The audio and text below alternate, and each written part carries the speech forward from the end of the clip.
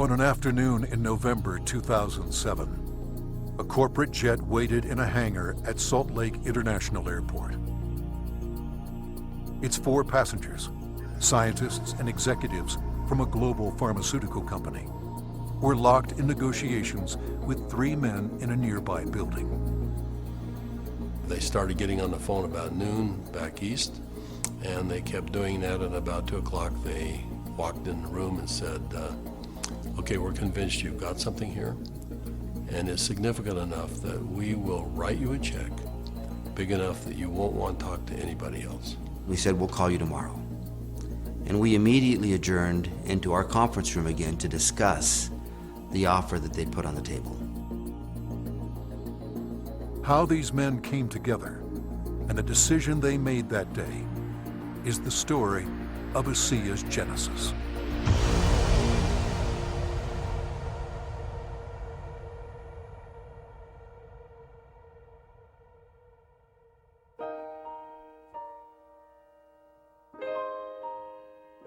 A lot of people have fathers that teach them sports. My father happened to be a great strategist, and from a very young age I recall having discussions with him about what he was doing. At the time he was running fairly large companies, and I can remember driving in the car with him and him talking to me about strategy, about what is strategy and how to think differently about a company. Vertus Norton was well qualified to teach his son. At the time, he was sales planning manager of the billion-dollar beverage division of General Foods Corporation in New York, with responsibility for iconic products like Kool-Aid, Country Time, and others. In 1985, he was recruited by Dart and Kraft and eventually became the head of Hobart Corporation US near Cincinnati, Ohio. 5 years later, he rejoined Kraft General Foods in Chicago as vice president of the Channel Group, managing a billion-dollar pilot business unit that led to the eventual integration of General Foods, Oscar Mayer, and Kraft Foods. Based on his track record, Vertus was asked to help re-engineer the company to increase efficiency in relation to an industry-wide initiative called Efficient Consumer Response. In the subsequent 3 years, Kraft's ECR, or efficiency rating, moved from 10th to 1st place. I've known Vertus for over 25 years, and it was apparent to me immediately that here was a very special man. A man that had wonderful ethics, great business strategies, enthusiasm. There was no question that this man was going to be a huge success, and he is a success. Vertus retired from Kraft at age 57 and moved to Park City, Utah. We thought he would take retirement seriously. He did not. Shortly after doing some service for our church, he was asked to run a biotech company. He had a lab in Southern California, 5 PhDs reporting to him, a series of master's or graduate students as well, all doing work for him there. And he ran that for 4 years, and we thought he was done. But Vertus Norton was not done. Through his son Tyler, Vertus was introduced to another biotech company and invited to become a member of their board. I recall coming to the house one afternoon only to find books strewn about his desk, chemistry and biology books, and I said, now what in the world are you doing now? And he proceeded to tell me that he had been invited to sit on the board of this company that had an incredible technology. And I do recall him saying, but they don't know exactly what they have. And that's an invitation to my dad. He's going to figure it out. He's a puzzler. I was intrigued until they told me it was made from salt water. And I told them this doesn't sound right, and you're going to have to convince me it's real. They said, well, we can do that. They said, we have a lot of research, and we'll give you some of the best research. You can look at it. And after running a lab and having my association with these people for 4 years, I knew what to look for. And I went through the science, and it was good, defensible science.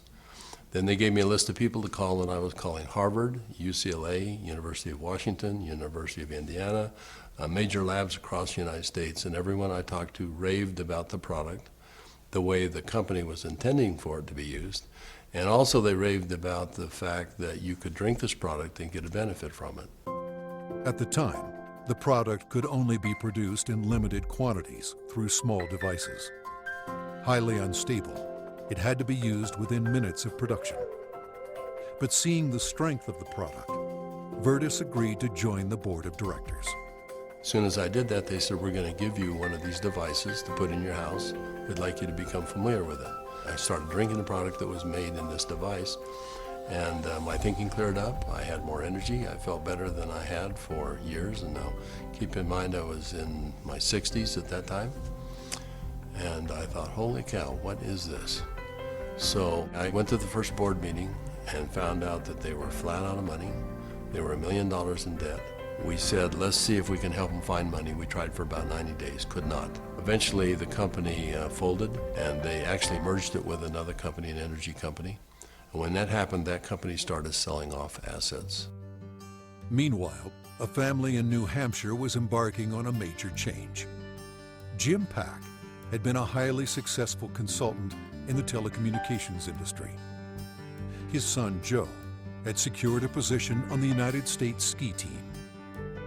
Wanting Joe to achieve his dreams, the family moved to Park City to allow Joe to train with the U.S. freestyle team for the 2002 Winter Olympics. So I'm living in a subdivision in Park City, Utah, and after a few years, another gentleman moves in a few houses up from me. This gentleman was named Virtus Norton. Now, Virtus and I became good friends, and actually we became good golfing buddies. I quickly came to realize that Virtus was something special in terms of his training, his business skills, his analytical ability, his integrity. Everything about Virtus was so much better than any executive, including governors or attorney generals, that I'd ever worked with. He was so competent. I was impressed. I made the decision on the golf course as we golfed, week after week. I said, I'm going to do something with this guy. One day we're golfing on the Park City Municipal Golf Course, and he's saying, I'm sitting on the board of this little company, and they've got a terrific product. I use the product. I've just found phenomenal results with this product, but the company's really mismanaged.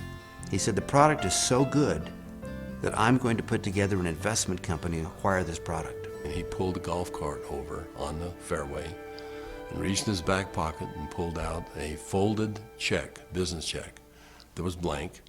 And he said, you got a pen? And I handed him a pen, and he wrote a very big check.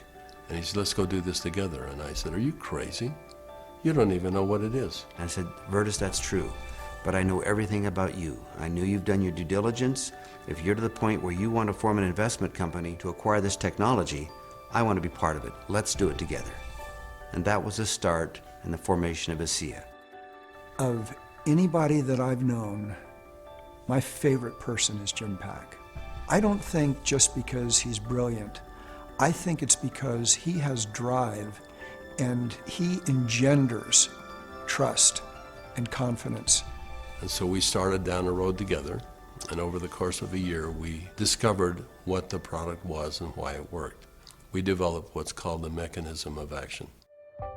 They discovered the product was based on redox biochemistry, a new field of science that emerged near the beginning of the 21st century. Redox signaling is a function central to all forms of life. Redox signaling molecules are created within every cell of the body and are vital to the immune system and to cellular repair and replace mechanisms. As one gets older, the body's ability to make these molecules decreases, a function of aging. The product provided a replenishing source of the exact redox signaling molecules the body creates, and in the same balance, enhancing cellular health. Knowing the product's shelf life was essential, Virtus and Jim challenged a team of researchers, including Dr. Gary Samuelson, to find a way to stabilize the product. We didn't know if it could be done, and we bought some equipment and kept making product over and over and over again, and we'd run it through the computer. And finally, after months, he finally came in and said, I think I've got the product stabilized. And we started testing it and found out that he had, in fact, stabilized the product. After stabilization had been achieved, Virtus and Jim met with a group of university scientists. We had told them that we had stabilized this mix of molecules, and they said, no, it can't be done. And we said, no, we have done it. And they said, no, it can't be done. And they were so adamant that they were slapping the table. And we said, well, wait a minute. We'll come back tomorrow and show you the product. So we took the product back the next day. Said, this is stabilized redox signaling molecules, both positive and negative molecules in the same bottle, stabilized. And they said, how in the world did you do this? So one of the big breakthroughs is the fact that we can stabilize molecules that you're not supposed to be able to do that. The molecules in ASEA are supposed to be fleeting. They should all return to salt and water in just a matter of minutes, and they don't. Meanwhile, Vertus's son Tyler had arrived at the pinnacle of his career in the financial services business. His father took occasion to explain to him the technology he and Jim Pack had acquired. He said to me, this is the product. He reminded me it was made from salt and water, and I was very concerned. At church the following Sunday, I was discussing some of the challenges of some of the members of our congregation, and I had a neighbor friend that we discussed the majority of that meeting, who, despite seeing a number of professionals and trying to solve a challenge that he had a significant issue, they were just not able to really help and find a solution for him. And it was then that this product popped into my mind. I wondered and asked, despite my doubts, could this help? Could this make a difference for him? I called Dad, and he said, of course it will help. Now, I didn't have that conviction at the time. He did, and he was willing to get some of that product. We got that product to my neighbor, and from that point forward, I felt confident that I had done my part. And given that I was still doubtful and even fearful, I kind of washed my hands from it. I think it was 3 months later when I received a phone call from the leader of our church, and he said, "Are you sitting down?" And I said, "Don't start a call like that. What's wrong?" And he said, "This is good news. Are you sitting down?" He proceeded then to tell me that he had just received some very good news, that my neighbor, whom we had given this product to months earlier, had received word that he was in fact improving and had improved a great deal. Of course, the question going through my mind was, well, did he drink this stuff? And that was what my church leader told me. He says, that's why I'm calling. He drank all of it, and he's confident that it's had a huge effect on his situation. I called my neighbor, and I needed for him to tell me what he had experienced. And he was quiet for a minute, as I recall, and said, "Do you have any idea what I think this has done for me and for my family?" He began to tell me things that I've now heard multiple times over from people across all of North America, and how this product helped him and made a difference for his family. Frankly, this was a problem for me. This became a problem for me. It was my first indication that this could be real, this could be meaningful. By this point, Jim and my father had made a significant commitment to this product. They were moving forward. And I started to question kind of what I was doing, and feeling a need to get this product out to the world, watching the impact it was having. And I ultimately resigned in May of 2010 from a significant job, the job I'd spent the better part of 17 years getting to. And it was born of this sense and feeling that this product needed to be given to the world. I've known Tyler Norton for now over 20 years. He is a person who demonstrates integrity in all aspects of his business. He is able to motivate people to do things that are even beyond what they think they can do. You know, this came full circle for me about a few months ago. I happened to be out walking, and I looked ahead and saw a family coming towards me on the street. And as they got closer, I realized it was my neighbor that had been benefited by ASEA. And I happened to be on the phone, and so we weren't able to talk. I kind of waved as we acknowledged each other, and he reached in his back pocket and pulled out a sport pouch of ASEA, and then kind of subtly bumped his heart. And we didn't say anything, but I understood completely. It brought home the whole purpose of what we're doing. Now that the product was stabilized, Vertus and Jim began studying distribution models, retail, direct sales, internet, and network marketing. But first, they had a question. We actually wondered if people would drink a product that didn't taste very good, even if there was a perceived health benefit. And we said, let's find out. So we decided to find 40 people and create kind of a focus group, and we started giving it to them. We did that for about 2 months, and we said, let's go out and find out where we are with these 40 people. So when we went out and contacted them, we found out that the 40 people had turned into 135, and the product had been shipped to 20 different countries without our knowing it. And we said, well, we've got the answer we wanted. People will, I think, buy this product. When they determine that there is a perceived health benefit, they'll buy it. But in the meantime, we had contacted a friend, someone that Jim Pack knew and we had played golf with. And he was running a very big pharmaceutical company in New Jersey, about $10, $11 billion. And he finally agreed to send a group of people out and spend some time with us and see what we had come up with. So 4 people flew out on a plane, and we met in the conference room we had on the west side of the city for the better part of a day. We spread out all of the research that we had out on a table. And these gentlemen asked all the right questions. They thoroughly went through all of the science that we had, and as they do that, they'd call back to their headquarters and ask questions. About 2 o'clock in the afternoon, they came to us, and they said, we think you've got something really special here. We're going to write you a check that is large enough that you don't want to talk to anyone else. But there's a catch. And I said, what's the catch? And they said, you've got to shut it down. And I said, shut what down? And they said, you've got 135 people on this product right now, shut it down. People have problems all the time and they deal with them as best they can. You're going to have to walk away. And that kind of took us back a little bit. In fact, I said, that seems a little harsh to me. And they said, you want to work with us, you walk away. We said, well, we'll let you know. So we ushered them out of the building and we huddled around the conference table. We came to realize that this had changed for us from a business play to something very important. This was a cause, this was a responsibility. We'd seen too many people helped by this product. We realized that the only option before us was network marketing. And in that conference room on that day, we made that decision to form a network marketing company. ASEA LLC opened its doors for business in July 2009 with just a handful of independent associates. Today, there are tens of thousands, and their ranks are growing exponentially every month.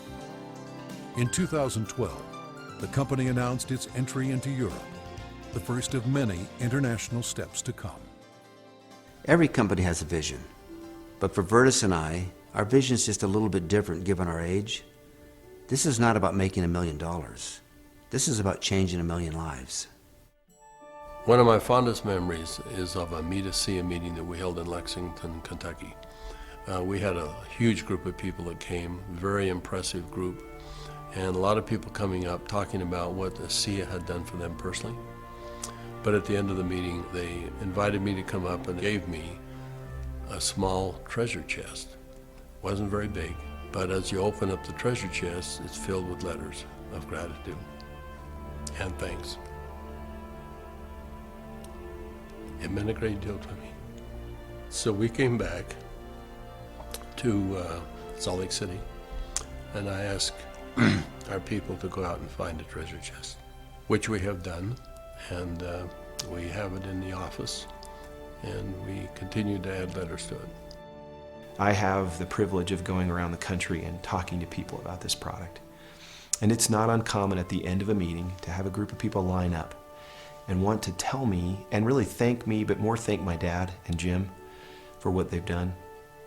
And as they tell their stories and I get a chance to look into their eyes and sense their sincerity and the realness of what this has done for them, more than once I've had to step out of the room and find a corner in a hotel somewhere where I could compose myself and get myself in order after hearing how sincere and thankful they are for this product. You know, we started off looking at this as a business opportunity, and as we progressed, it became more of a sense of purpose, but it's much more than that. We're creating a culture here. We're creating a family. I believe that the heart and soul of this company is represented in our associates. Our associates becoming is as important to us as them making an income. I don't believe you build checks. I believe you build people. And perhaps one of the greatest blessings of my time here at ASEA is embodied in these marvelous, enriching relationships with wonderful people. People that are desirous to improve their lives, share something meaningful with others, make a difference in the world, and become more.